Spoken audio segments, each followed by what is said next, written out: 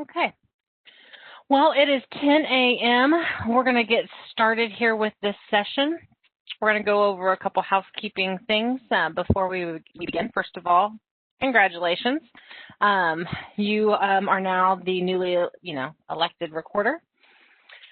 So when you entered this session, we did turn off your mics and your cameras. It does help with the bandwidth during our presentations.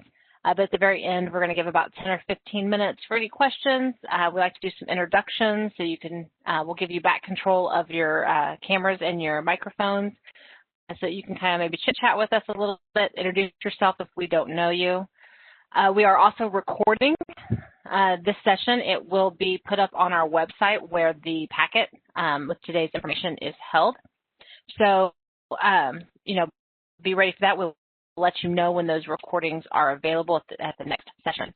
So to get us started today on accounting overview and resources, I'm going to start out with Lori Rogers.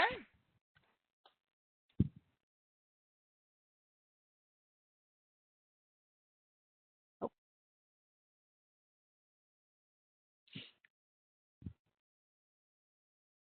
Oops, it's me now. Okay.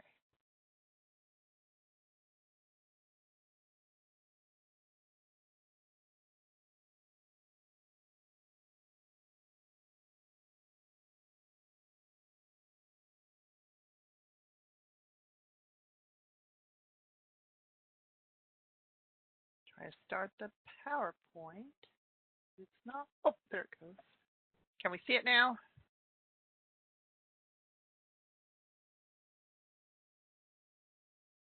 Not getting an answer. Okay. Have a thumbs up. You're good to go. I've lost your picture, so that's okay. I will just go now. Just assume everybody can hear me. Would be a bad assumption. Okay. Okay, I am Lori Rogers. I'm one of the county directors. So we are your official liaison with the State Board of Accounts, and we'll be going over that. And Ricky, you've already met. She will be taking over later in this presentation and going over some of the resources, actually walking us through the website so that you have some idea how those work. What we're really trying to do in this session is just give you a high-level overview of your new office, as well as provide you those resources so you can assume your duties. It is simply not possible to provide you with sufficient training in 1 hour or even 1 day to get you everything you need to know and understand that you're going to be doing in the next 4 years of your term. So training itself is ongoing throughout the years that you're in office. We are going to have additional newly elected sessions over the next few months and even beyond as needed. So you will have sessions in January and February. We'll get any schedules out on that. We'll go a little more hands-on, a little more details once you're in office. Hopefully it'll make more sense then. Your state-called annual conference is held in April, and you'll get into additional information on that later in the year on, again, with COVID, we don't know how we're going to hold it, but it's in April, and just kind of pay attention and look for those information from your association. So AIC and your association provide training throughout the year, so you can be aware of that all as well. You'll have district meetings. The AIC has classes that they take for certification, and access to your or the website for your association and your AIC is in this packet, so you know how to get to those websites and look at what they have. So we're assuming you all know somewhat what your office does when you ran for office. So we're just going to do an overview so we're kind of all on the same page.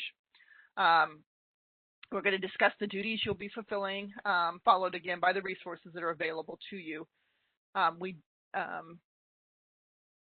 We do ask that you don't underestimate the experience of any staff you might have in your office.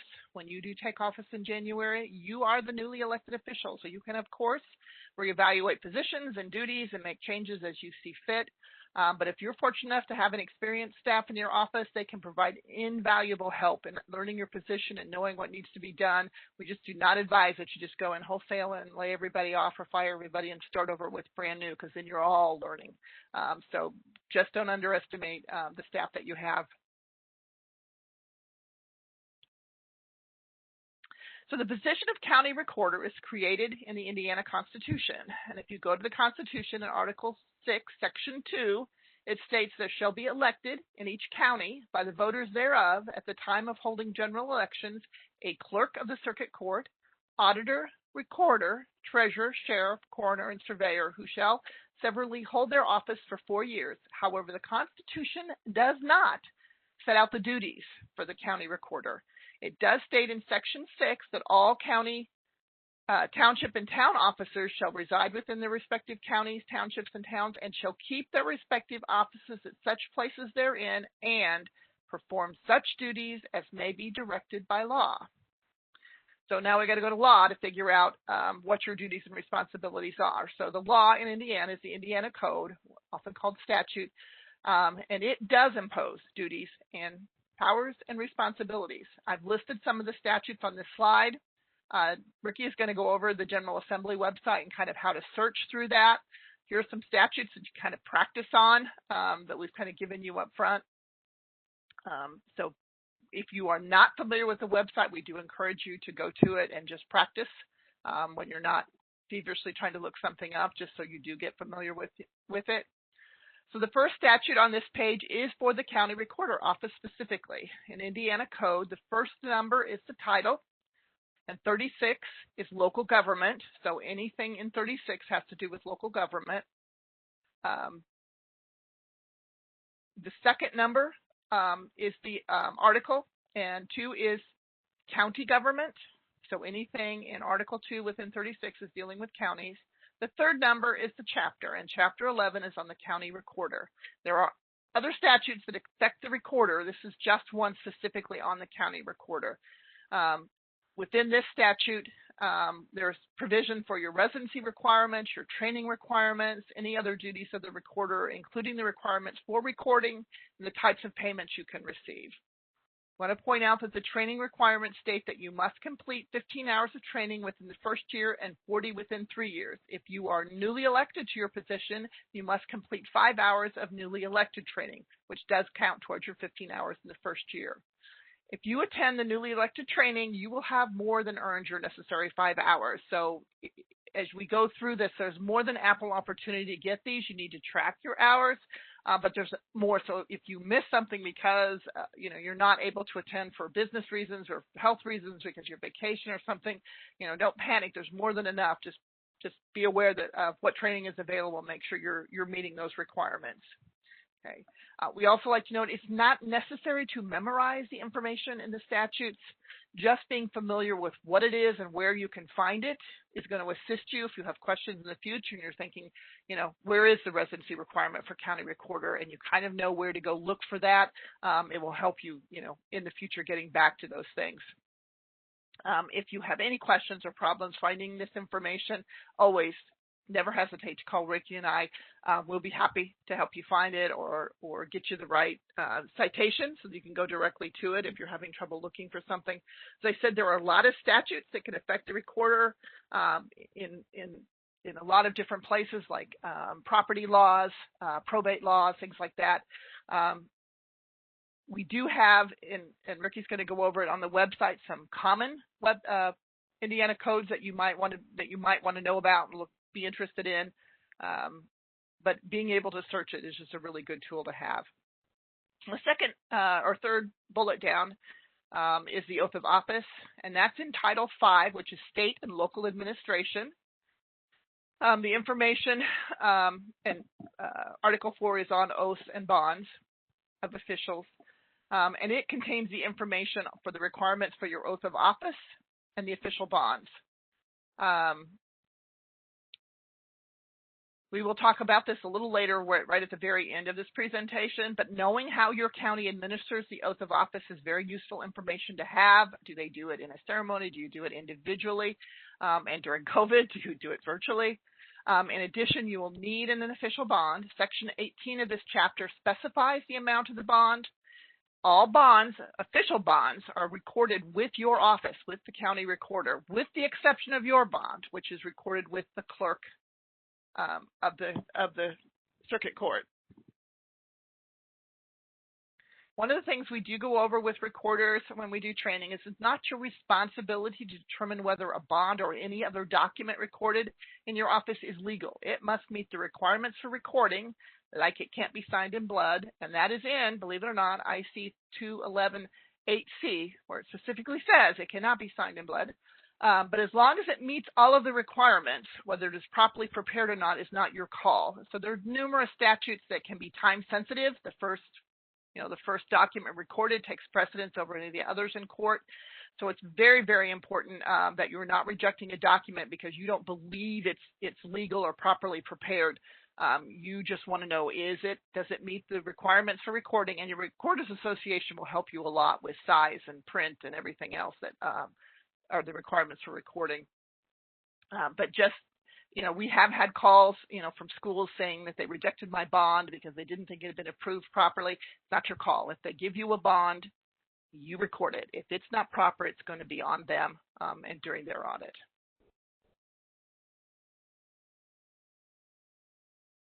I think the office of the recorder is probably one of the least understood offices of the county, but what you do is vitally important.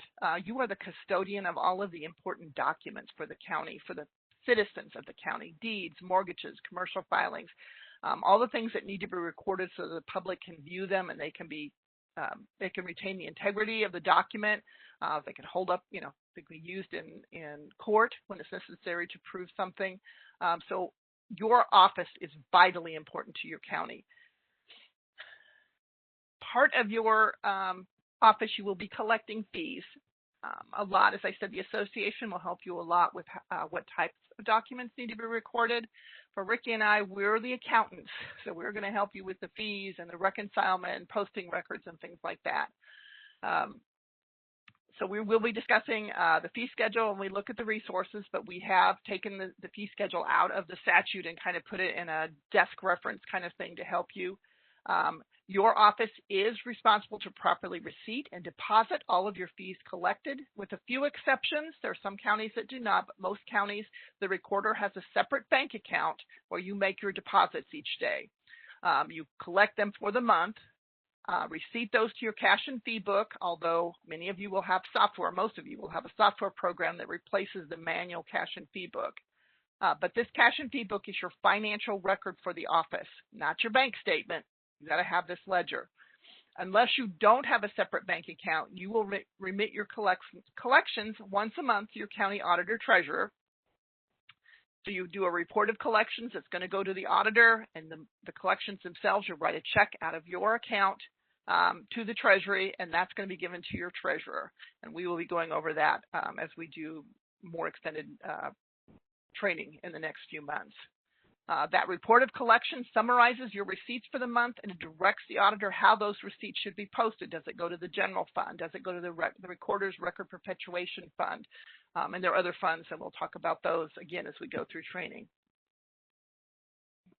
And again, that report of collections will be accompanied by a check from your bank account remitting those fees to the custody of the treasurer and the posting by the auditor.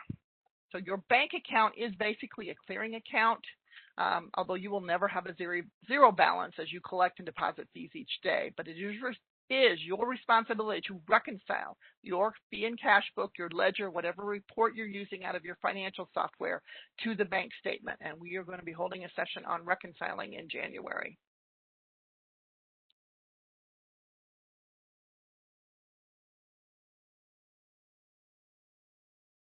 So we've already discussed earlier, you will record instruments submitted to you for recording that meet the essential requirements for recording. Many of your offices have electronic records, and instruments are scanned in and maintained electronically.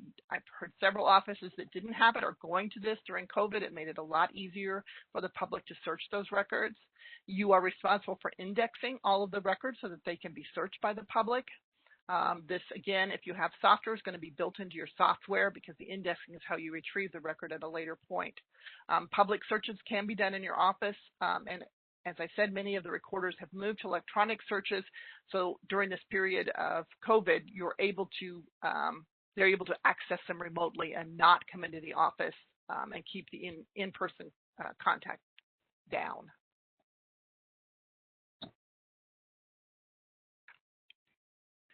This is the information for Ricky and I. And we truly want to be a resource for you. So I put this as the first slide in the resources. Our phone number is on here. This goes to our administrative person who will transfer the calls to us. We don't have a voicemail individually. There is one for the office during after hours, but you'll always get a hold of a person during hours. And the county's mailbox is here. This is a joint mailbox that Ricky and I both use. We have personal email addresses. If you have them, you can use them.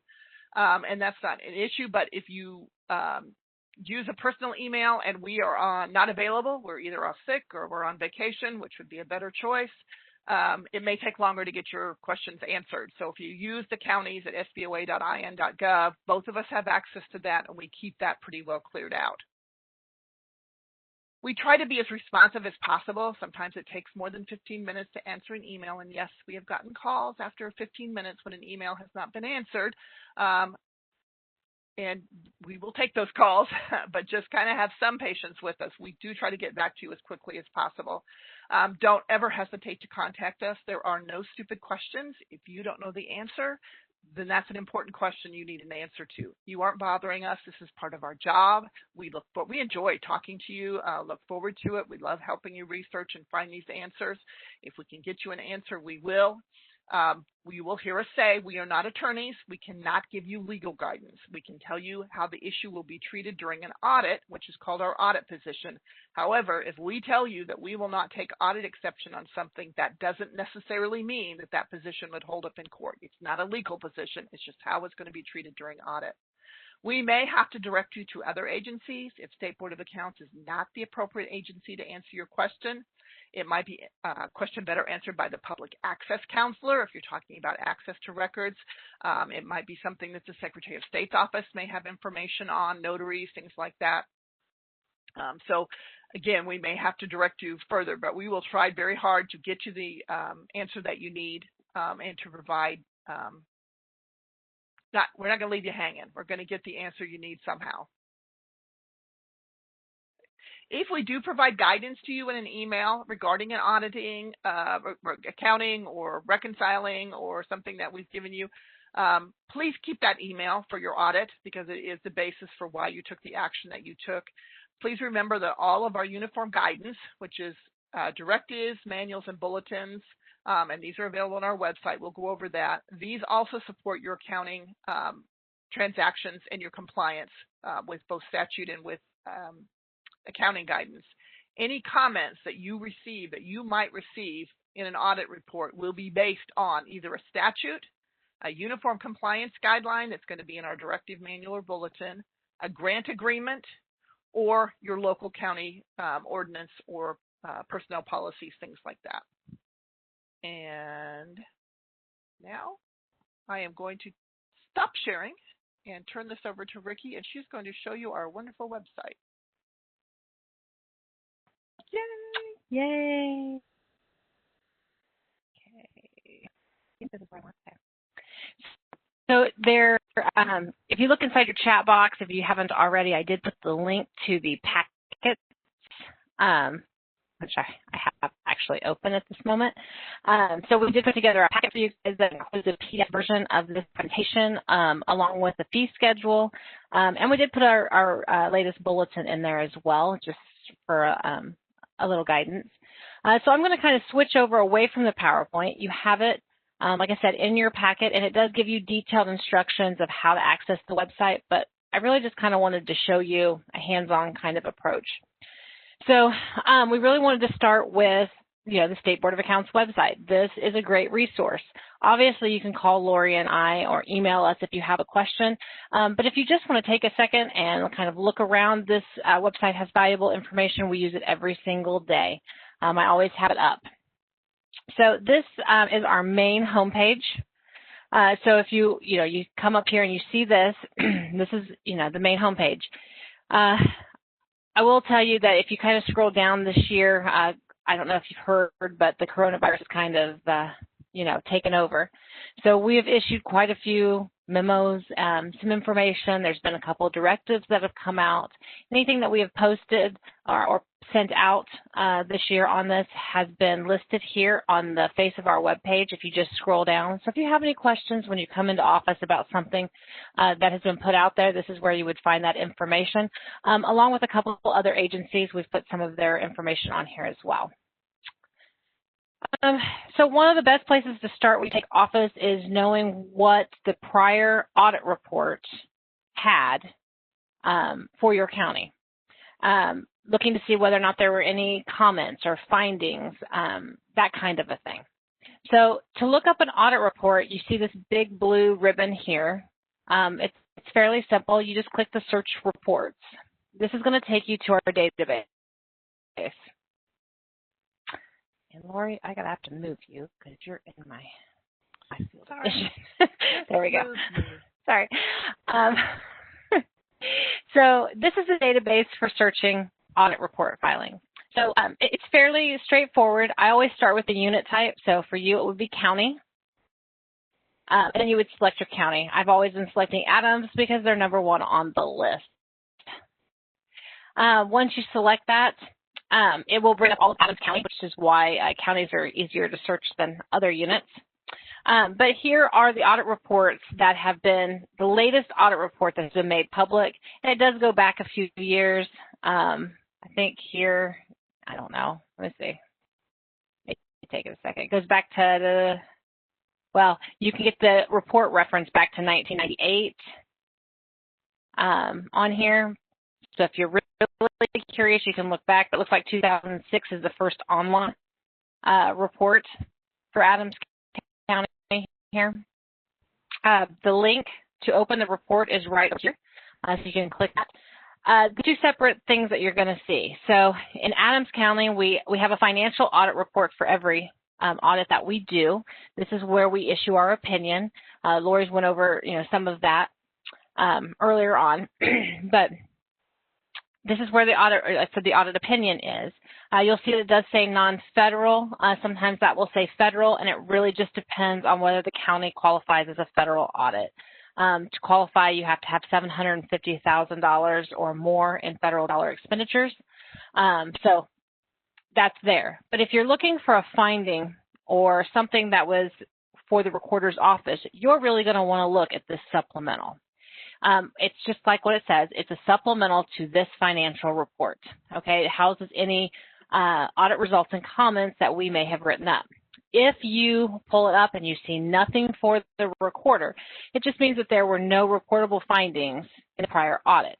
Okay, we never say that it means that you're perfect. It just means that from what we looked at everything 100%. There just were no findings at that time. So it's really kind of a good tool. So if you want to play with it and look around, it's just a kind of a good place to start. Okay. So one thing that we do have is the State Board of Accounts website. We also have a page that's just dedicated to recorders. So we try and keep all of your information in one area so that you're not kind of going all over the place for it. And to get there, you have a couple options. You want to pick political subdivisions. You can do it from up here, or you can do it from a drop-down, okay? And then you need to select counties. This will bring you to our main county page. This page is really just, information for everybody. It's not specific to one office. So, like right now, we're putting all of our newly elected on here to house it all in one location. And obviously, it just makes it easier for everybody to find instead of trying to put it in different locations. Once you're here, if you scroll down under contact information, you will see some county offices. And right here is County Recorder. If you click on that, this brings you to your recorder page. At the very, very top, you have Lori and I's the phone number that she went over earlier. There's a little yellow envelope, which I find very difficult to see. But if you click on that, it will give you to the county's email box so that you can email us that way as well. Right underneath here, it's not really labeled, but this little thing right here, if you can see it, is something kind of new. We have recently switched to an eGov delivery system. This is where we house basically our distribution email lists. And so when we're sending out a memo that we really need for you to know, we use this distribution list to make sure that everybody gets it. The problem that we're finding is if we try to add you and or if you have a generic email, like let's say you were the recorder at adamscounty.com or .gov or whatever, if somebody used that email address and they unsubscribe to the system at any point in time, it will not allow us to add you back. So what we're asking is everybody to click on this link when you have your official recorder email for the county. Click on this link. It will take you to a fillable form right here.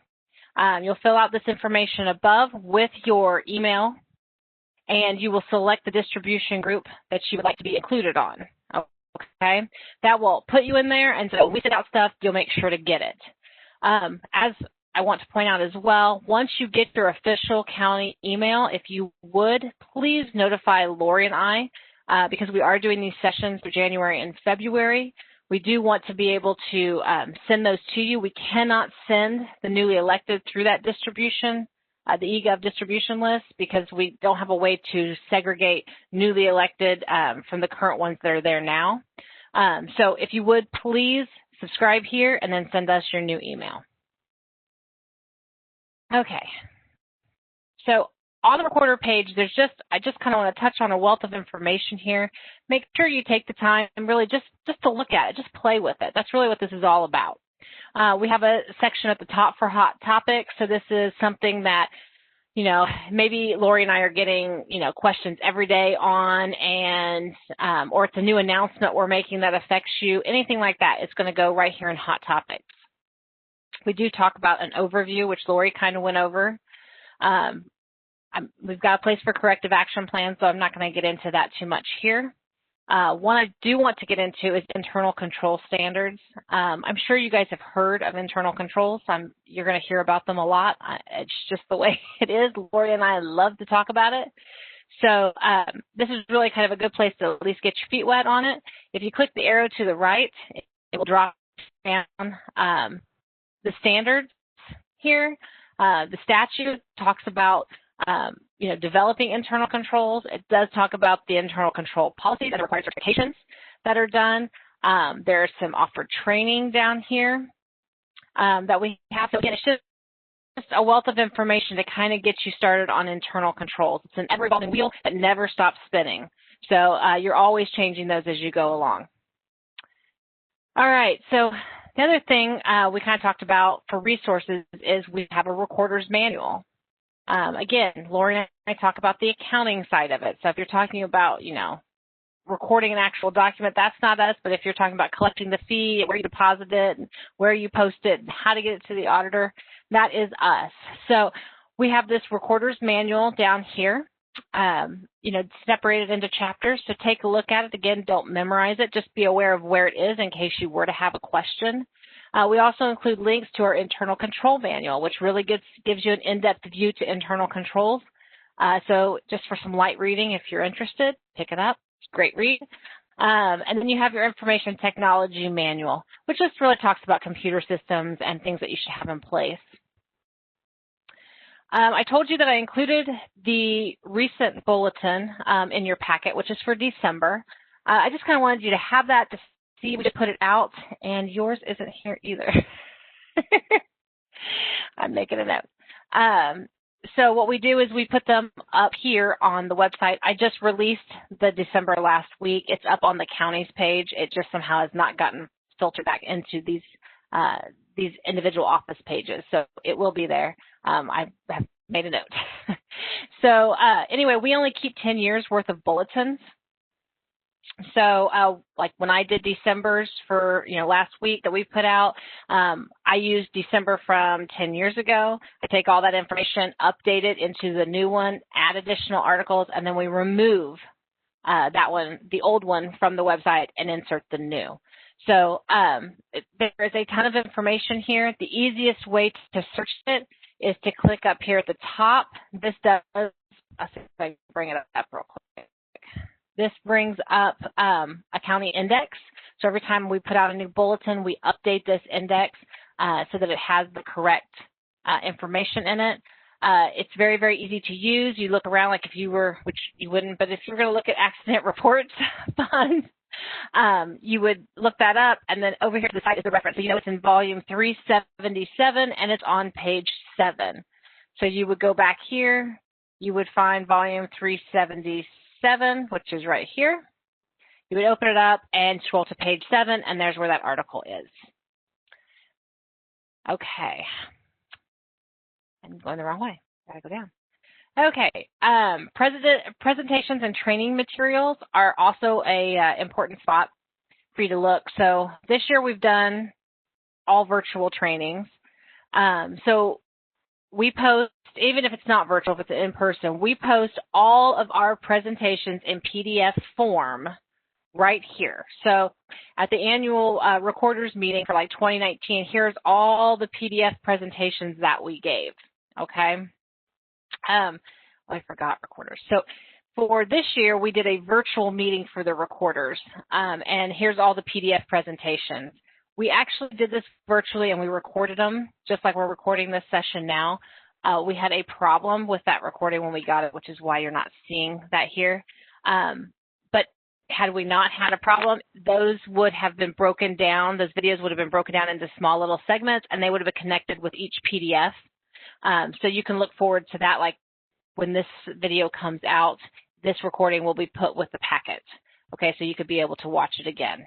But anyway, you can go back and kind of look at some of the other trainings that we've done. I think we go through, 2016 trainings on here. So again, a really kind of a good resource that you can have. If you click the resources tab, here is some other really good information. Takes you to some other websites, some other agencies. I said we put the recorder's fees in there. They're also here. Ignore that it says 2017. It says that because they haven't changed. So we just haven't changed the title of that, but these 2017 recorder fees are current. Lori talked about the Indiana codes earlier. This is where all the common Indiana codes are, that if you would have any questions. If you're looking for specific to your office, it is going to be under Other Miscellaneous. So if you click that, scroll down, here are specific to your office. You can click these. I don't know, to be honest, I never do click these. So you can try and see if it takes you. If not, just take the code and I'll show you how to use it here in just a minute. For the end, if you have comments regarding our SBOA staff, a lot of times that's field staff, you can enter those there. But the last one I want to draw attention to on this page is responsibilities under IC 511-127. This is the statute that requires you to report any errors, material variances, shortages, any thefts of local funds. So if you have any of that information or you know that's going on, this is the fillable form that you would fill out. This just notifies us what is happening and what is going on. It does come to Lori and I, so we will see it, but that is an important part as well. Make sure I haven't skipped anything. I will tell you that we are in the process of updating our website, so which is kind of really, actually we're very excited about it. We are going to put some new searchable features in here. We have pulled some stuff together like our bulletins that we've put out. We've made those topical. They're not ready yet, but we are working on getting those in there. So you could, if you really just wanted to search something like, let's say, perpetuation fund, that's always a big thing. Then you're going to be able to search that and you should be able to pull up all the information on it. So this is, once that is released, we will be issuing some guidance on that and how to use it. So we're really, really excited and hope that this resource will be really valuable to everybody. Okay. Hey, I'm doing good on time. Okay. Again, if you can't find something or you've looked and you've looked or you just feel a little overwhelmed, Lori and I will be more than happy to either walk you through how to find it or give you the information that you need. All right, so that's our website. Just kind of like I said, a basic overview. If you want to take some time and just play with it, it's really just a great idea. The next thing I want to do is I want to talk to you about Gateway, which, hold on a minute. All right, Gateway. So you are going to be using Gateway, and we're going to go into more details tomorrow on the other side of Gateway. This is the public side of Gateway. Gateway allows some information that's there to be public. It's got some, some really great, again, resources that you can look into. You search for reports. You can go to report search here, or you can click the button on the page from the other way. You can search by unit, or you can search, if you were just looking for someone's annual financial report, you could click there and then break it down by unit, whichever you find easier. I will tell you that if you were looking for an annual financial report, you were only going to find up to 2019 because 2020 has not been, well, 2020 is not over yet. So 2020 will be up there, should be by March 1st if everything goes according to plan. But this is where, again, this is just the public side of Gateway, but it does give you all kinds of information about your county, about other units of government. So you can kind of take a look in here if you were, curious about the budget. You can go there and take a look and see what you've got. So again, wealth of information. Tomorrow we're going to cover the other side. That's not the public side of Gateway, because you're going to be using this a lot. So it's really kind of nice to just get in here and get really familiar with it and what you can do with it, because there are a ton of things that you can do with this. Okay. All right, let's move over to the General Assembly. All right, I took you to mine. Let me see if I can get you to. I have these pages bookmarked from where exactly I want to start from. Okay, so I need to move you again, Lori. Get on the screen.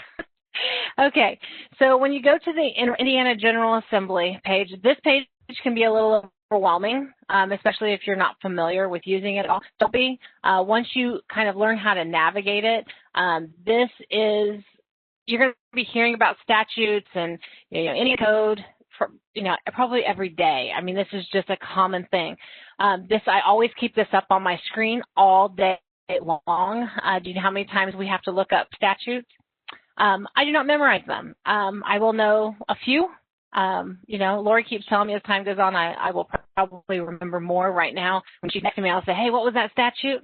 Because she's my wealth of knowledge right now. But so if you really are looking for a statute, I always suggest hitting right here where it says code. Okay, this breaks it into the title, article, chapter, and section that you need. One good place to start, I feel like that's not right. No, let me see. Might be, but no, I just feel like this is not the right one. Treasurer, right? Treasurer. You want so 11. Ignore these code reference that's in your PDF there, but that's okay. Once it pops up, we can scroll down to it. I kept thinking that looks like the treasurer's, but I'm not sure. Copy and paste didn't work so well. Right. Okay, so let's scroll down here a little bit. It won't take a second. So we'll get you out of the treasurers. Oh, there it is, chapter 11. It's not scrolling up though. Trying to go way too far here. Yep, see? Way too far. All right, so chapter 11 is the county recorder chapter. So it is kind of nice to know where your chapter begins. There's information, in other places throughout statute sometimes, but this at least gives you a good start of where to look for certain things about the county recorder. It's, again, you saw it wasn't really that difficult to find, and once you get here, a lot of times I use this to the left. I find it easier to navigate over here if I don't know the code, let's say. It just helps me for whatever reason, but you can do it from there. If you know the first, if you know if you know the title and the article, that'll bring up, part of this here, and then you can kind of search on the side. These are all clickable. So if I'm not going to click it because it'll take forever to go there. But, if you were looking for the terms of office, you could click 36.2.11.2, and it will open it into a new screen. So you can play with it. It's got all the any kinds of new legislation that's proposed out there. You can find that. I don't know if it'll pop down. So up here, you can look at some bills. You can see what's kind of out there, what's going on. If you're curious about, let me see here. I probably am not going to find one. Like right here, personal liability. It's not you, it's in treasurers, but underneath here is when, like it says 2000. So in the year 2000 that this was changed. If you were curious to what it said prior to that, if you go into the recorder statute and you think, this was just changed last year, what changed? You can go back in time here and look at prior years. Okay, I think it only goes to 2009, if I remember. So you can go back as far as 2009. So again, play with it, kind of get familiar with it, because it is something you're going to need, something you're going to use. And like I said, Lori and I use this every single day. Don't memorize it. You don't need to memorize it. As long as you know where to look, that's all that matters. Okay, I'm doing good. So since I've got a little extra time, we got a couple other resources on here I kind of want to talk about. I can get it to pop up. First one is, if you attended last week, then Association of Indiana Counties. AIC, as we like to call them. This is their website. I don't know if you've looked at it or seen it. I can't tell you a whole lot because it's not ours, but it is a good place to keep up with their upcoming events that are happening. It does give you training. I gotta find it here. Training that happens. I think it's here. I always forget which one's got the like David's. Nope, it's not that one. It's never that one. Why do I always hit the wrong one? Ask AIC maybe. Don't ask me why I picked the wrong one, but I do. Oh, maybe I'll do. Oh, there it is. Okay, so I can't find it. Contact us maybe. It gives you here it is. Sorry. So if you want to get a hold of David or Jackie does some of the training. You can get information, their emails and stuff here. Just click on their names. So again, they are a good resource. The other one we have is your Indiana Recorders Association. And I'm sure that you've met with Anita Mathers from Allen County. She is going to be the association president, for 2021. So anyway, they are, we work with them. We work with the Recorders Association really on our trainings that we do. We work one-on-one to see what what trainings are valuable to you. We always work out with the affiliate associations. We want to know, what are you wanting to be trained on? What are you wanting to see more of? Because we want to train to that. Not going to lie, sometimes we train on things you really don't want to hear about, but it's necessary that you do hear about it. But these are just all good resources for you, a place to start. We know that this can be overwhelming. You're coming into someplace that, maybe you weren't really aware of all the duties that recorder does, but they are busy. They're just busy, and there's a lot we're throwing at you. So really the whole point of this is saying, okay, look at all of these resources you have out there. This is going to give you some place to go, some place to start, to maybe take the edge off just a little bit. So with that, I'm going to hand this back over to Lori to finish us up, and then we will open up the Q&As.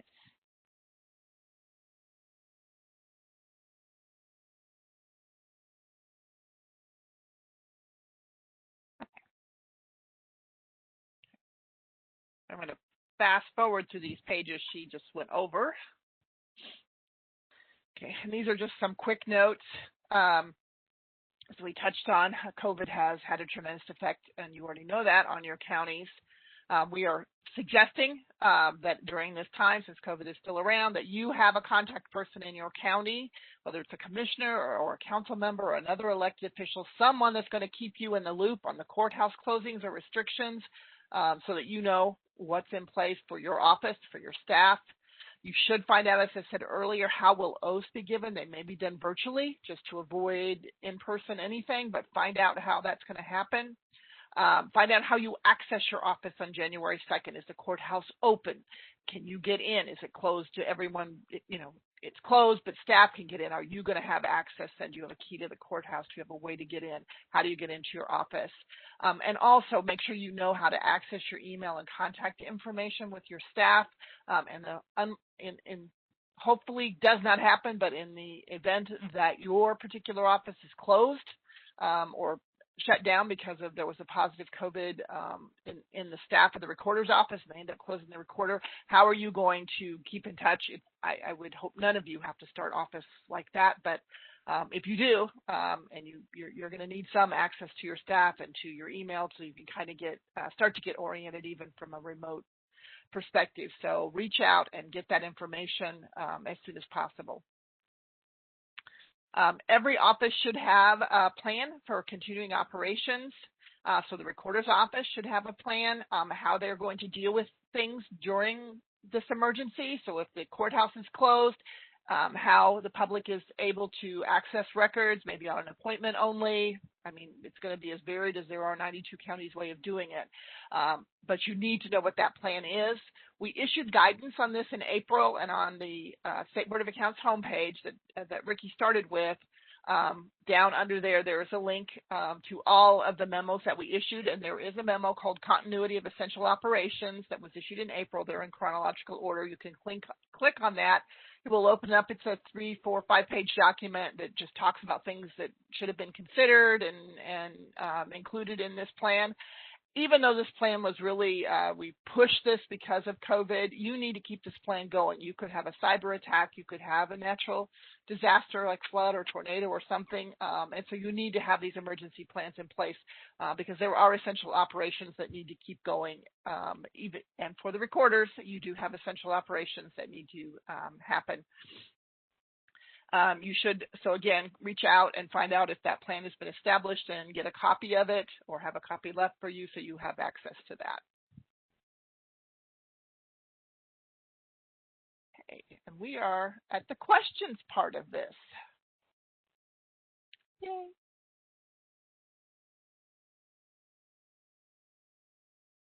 I can't hear you. Are you muted? You are muted.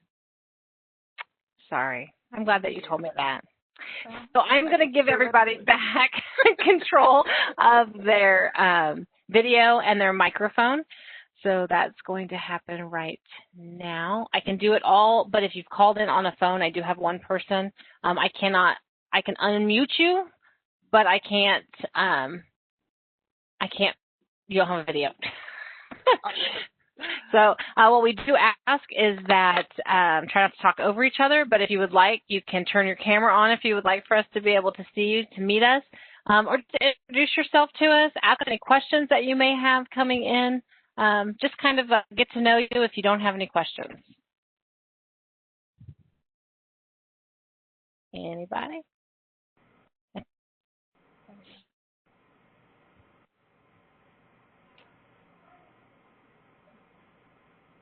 Hello, I'm Gina Pimentel. How are you guys? Good. Good. Thank you so much for your time. I've been the chief deputy for the past 6 years, so I do appreciate this overview. I did learn a couple new things, but for the most part, I'm pretty much used to how the operations go. And the website and uploading everything on Gateway, and I do all the finance and the reconciliation in my office. So it's just, nice to be able to have that support, and everything is just really user-friendly. So I thank you for that. Good. Well, it's nice to meet you, and congratulations. Thank you. I'm excited. Thank you. Anybody else?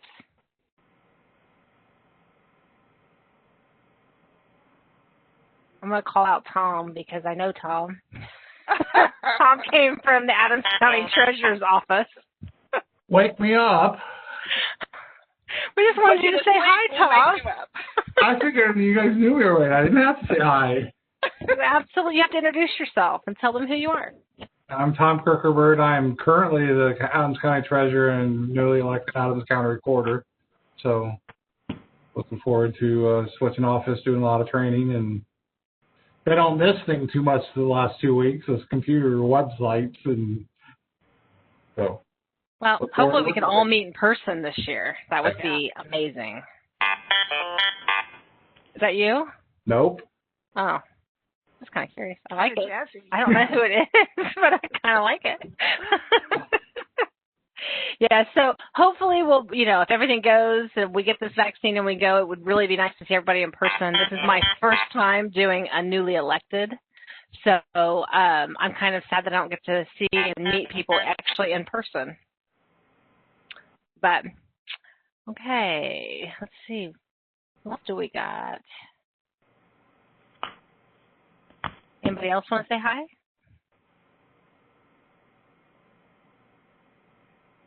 No? You can put questions through the chat if you're shy. Yep, you could ask us through a chat if you have the chat screen. If you don't have it up, there should be a button down at the bottom right-hand corner that says chat. If you just click on it, it should open your box. I will give you some, we are putting together the January schedule of sessions. We have it kind of all scheduled out. I'm just trying to get all of the WebEx links together. We're going to try and get that out to you by, I'm going to say the end of next week, which is really Wednesday, because Christmas is happening. So we will send it out individually. Then we will also put it up on our website. And then we're going to put these packets. Hopefully everybody was able to access those. We're going to put a packet together for each session. We'll put those up the Friday before the sessions. Okay, so every Friday there should be packets put up for the following week. Okay, so if you have problems getting it, finding it, seeing it, call us. We can either email you the link or get it straight to you. Okay, but just kind of as we roll this out, as of now, we have training scheduled through February. January is pretty packed. So January is the big month. February, they're a little bit more sporadic. I think there's only, I don't even know if I have that. I was thinking there was only a handful in February. There's only one for the recorder so far in February. Yeah, so there's only one for the recorders, so far. So far for February. But that doesn't mean we might not add to them. We are trying to give you guys these topical sessions in a time that you need the most instead of trying to throw all the information to you at once. So tomorrow, if you guys want to sign back in and join us, we are going to be talking about Gateway. We're going to do kind of an overview, basically more of a requirement. We're not going to get into the website tomorrow, just really what is Gateway, why are we doing it, that kind of a thing. And then in January, we're going to break you all out into individual offices again and walk you through a how-to. So if, you're like Gina, who's already done it, she's like, yeah, that's good. 2 years, 2 years I've been doing it. But we did make changes this year, so you might find something new there as well. So those kinds of things are things that we're looking into. We'll talk about claims, we'll talk about receiptings, we'll talk about reconciling, those kinds of things moving forward. And so hopefully, if there's anything that you are finding when you come into office, especially new, coming into office January or so, that you think you could do some training on, let us know. Because if you're struggling with it, someone else might be, and we can certainly whip up a new session on that and kind of go over it. So I did have a question in regards to Gateway. I know everything on there is month to month, and again, it's extremely user friendly to be able to do that. So will you, after this whole thing is over, hopefully sooner than later, will State Board still be coming in to grab all of the hard copy files, or is that not necessary anymore since month by month everything is uploaded? You're talking about during the audit? During the audit. Yes. If we already have it uploaded, we're not going to ask for it again. We're going to use what we have uploaded. So would State Board still be coming in? You know how I usually come in like late winter, early spring to do the audit with the office? The audit will still be done. Whether or not it's done in person or, remotely, Okay. Even though they're doing it remotely, they're still coming in. They're just limiting the amount of exposure time that they're there. I don't know if that will continue on after COVID or not. To be honest, I think it's working really well from what we've heard. But in all honesty, I don't know the answer to that. But the underlying question too, even though you do the uploads, you still have to be audited. It does not take the place of the audit. It just provides some information up front that we can use to shorten the time that we're actually on site, but it doesn't replace the audit itself. Right. Is that something that's looked at then every month, or do you still wait to look at that at the end of the year? Well, I know they pull them in during the audit. To be honest, I'm not sure if anybody's even checking right now monthly on whether or not, unless we are. Now, I'm going to tell you, like, if Lori and I come in and we pull you up and we're not seeing any uploads, you may get a phone call from one of us and say, hey, we're not seeing uploads, because we need to facilitate that for our staff so that they have those when they pull them down. Okay. When they come in and pull them down. You see what I mean? I do. So you may get a phone call from us if you're not doing it. A friendly phone call. Yeah, we're friendly, right? I'm up to date. You don't have to call, but I was just wondering what the new with Gateway, but okay. Yeah, I think it's really, we're just kind of leaning towards that trend. I think it helps. It does make it go a little smoother. We already have that information, so we're not having to come up and ask you, take you away from something you might be doing so that you can go and gather that information. And we're kind of removing the wait time. So a lot of times we would come in and say, hey, we need this, this, this, and this, and then we wait a couple days maybe if you're busy doing something or you're not there, kind of a thing. So it kind of eliminates part of that too and makes it a quicker process. It does, yeah. So thank you. Good questions. Oh, Tom's just doing this. I thought maybe you were like, hey, I have a question. He's not raising his hand. He's not going, hey, right here. So anybody else?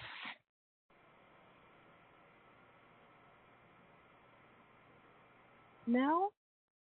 Well, we do look forward to meeting all of you in person. So please, if we get to do actual in-person conferences this year, please come up, introduce yourself to us so we can actually meet face-to-face. While this is great and this technology is great and it's allowed us to continue doing our job, there is something for meeting somebody in person and having that, building that relationship that way. So we do look forward to meeting all of you. I still look forward to meeting you, Tom, too.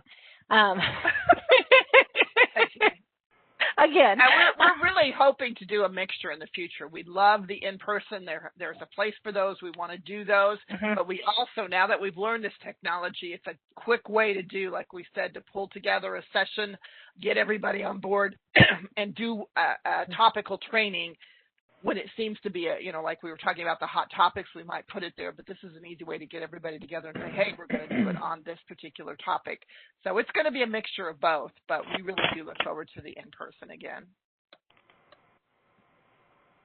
Okay. Well, if that is it, we'll release you guys from the session, and hopefully you'll join us tomorrow for the Gateway overview. All right. Thanks again, guys. Bye. Have a good day. Thanks.